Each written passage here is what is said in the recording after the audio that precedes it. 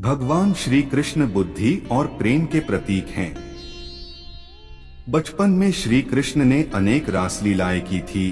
भगवान श्री कृष्ण की 16,000 गोपियां होते हुए भी उन्होंने अपनी मर्यादा को बनाए रखा। यह उनके भगवान होने का प्रतीक है। फिर जब महाभारत का युद्ध हुआ तो कुरुक्षेत्र में दिए गए गीता के उद्धरण आज पूरी दुनिया के लिए प्रेरणा के स्रोत हैं। भगवान कृष्ण की शिक्षाएं और सुविचार मानव जाति के हर पहलू और युगों पर लागू होती हैं। भगवान कृष्ण के सुविचार अनेक पीढ़ियों तक उनके ज्ञान को समाहित करते हैं। हमारी आत्मा आध्यात्मिक रूप से सो रही है। जिस प्रकार एक अलार्म घड़ी एक सोते हुए आदमी को जगा देती है, उसी तरह भगवान कृष्ण के सुविचार आध्यात्मिक वास्तविकता के प्रति जागृत करने में भूमिका निभाते हैं।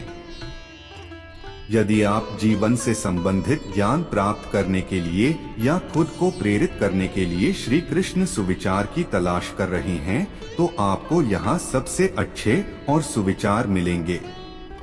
भगवान कृष्ण करुणा, कोमलता, प्रेम के देवता हैं और भारतीय देवताओं में सबसे लोकप्रिय और व्यापक रूप से पूजनीय हैं।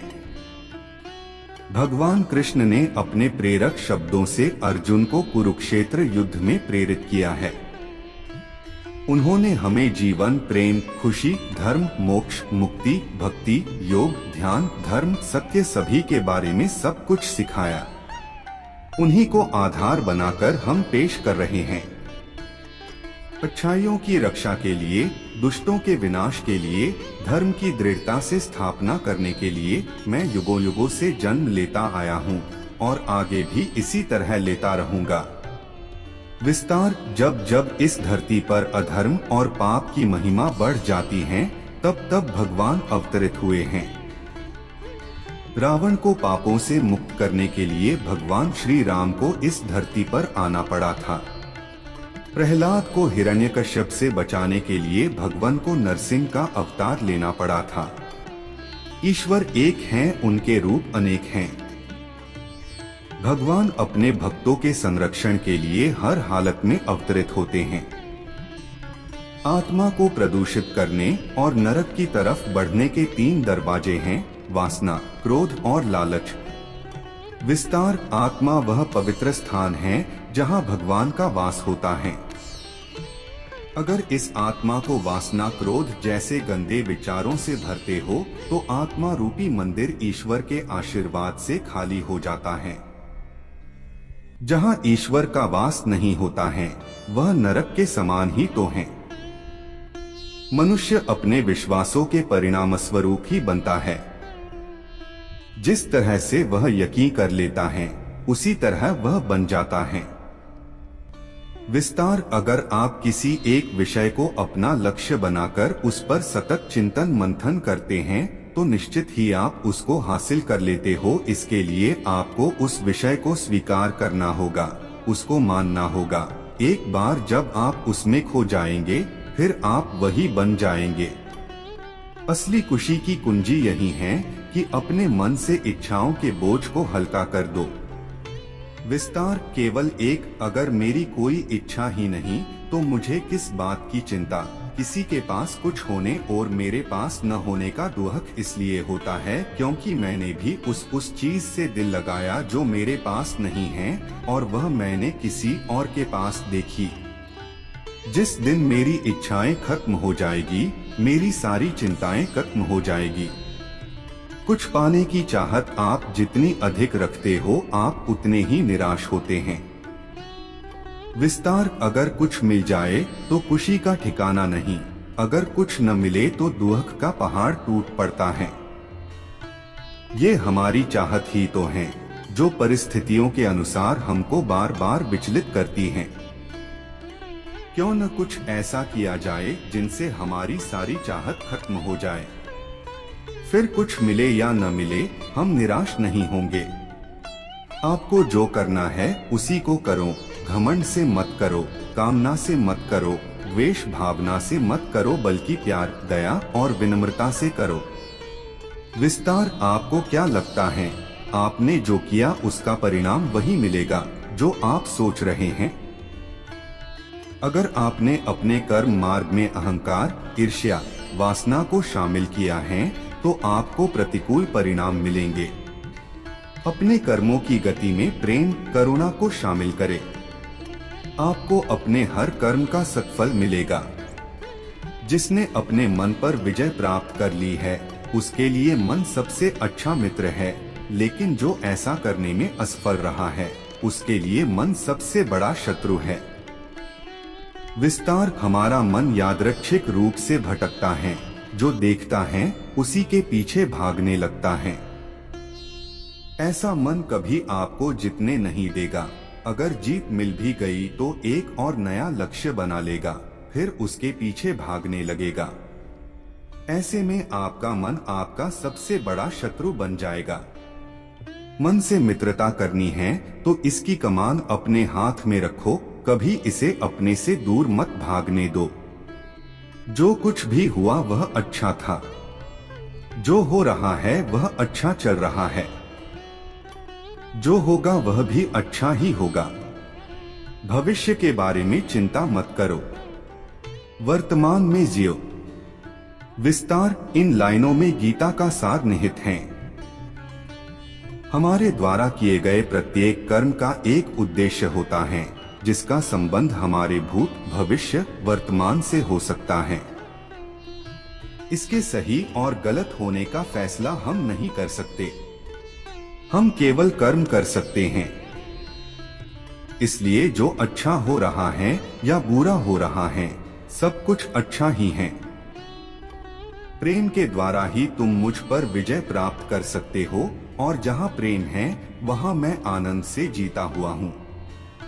विस्तार, भगवान श्री कृष्ण अपने सुविचार के माध्यम से कहते हैं कि जहाँ पर प्रेम का वास होता है वहाँ उनकी उपस्थिति प्राप्त की जा सकती है। क्लेश, ईर्ष्या, द्वेष में ईश्वर का कोई अंश भी नहीं मिलता है। इसलिए अपने विचारों और वातावरण को प्रेम से भर दो।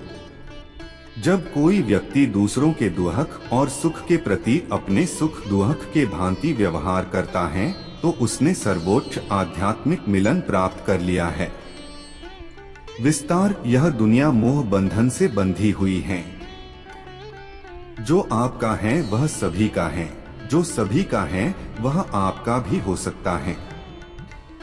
भले ही आप कुछ समय के लिए किसी वस्तु को अपने अधीन कर मालिकाना हक जमा सकते हैं, ये आध्यात्मिक मार्ग नहीं है।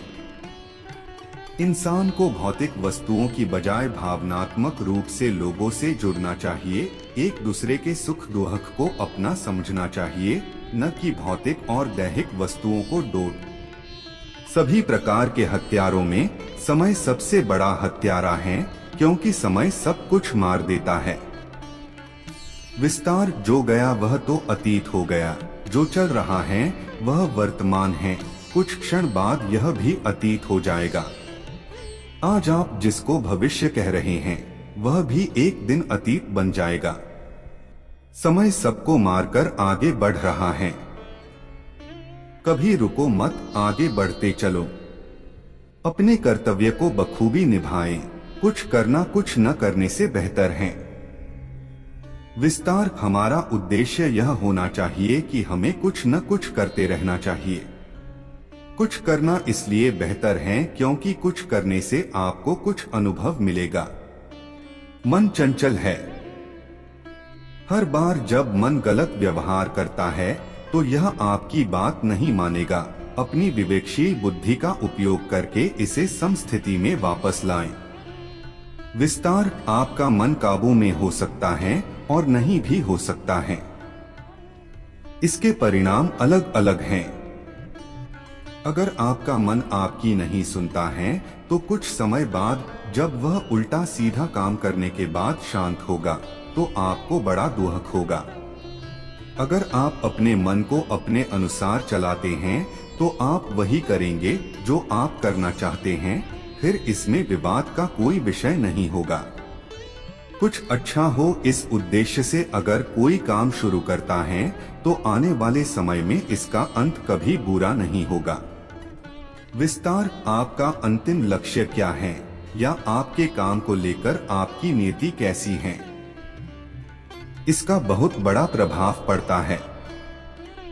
यकीन मानकर चलिए, अगर आपने कुछ अच्छा हो यह सोचकर किसी काम की शुरुआत की है तो निश्चित ही इसका सकारात्मक परिणाम मिलेगा।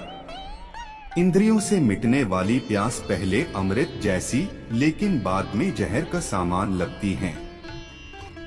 विस्तार क्षणिक सुख और दुहक सबसे भयानक होता है। एक पल में मिलने वाली खुशी आपको ज्यादा देर तक खुश नहीं रख सकती है। हमारी इंद्रियां दर दर भटकती हैं, कुछ न कुछ वह ढूंढती रहती हैं, जहां कोई मौका मिले वहां तृप्ति कर लेती हैं। उस वक्त या उस एक क्षण के लिए आपको अमृत का स्वाद मिल सकता है, लेकिन अंत में आपको इसका पछतावा करना पड़ेगा। जितना आपने मधुर स्वाद चखा है उसके बराबर आपको विष भी पीना पड़ेगा।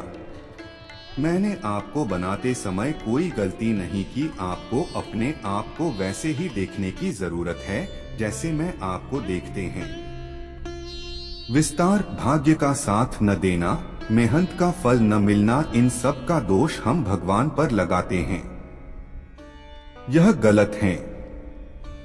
भगवान ने हम सभी को बराबर संसाधन दिए हैं।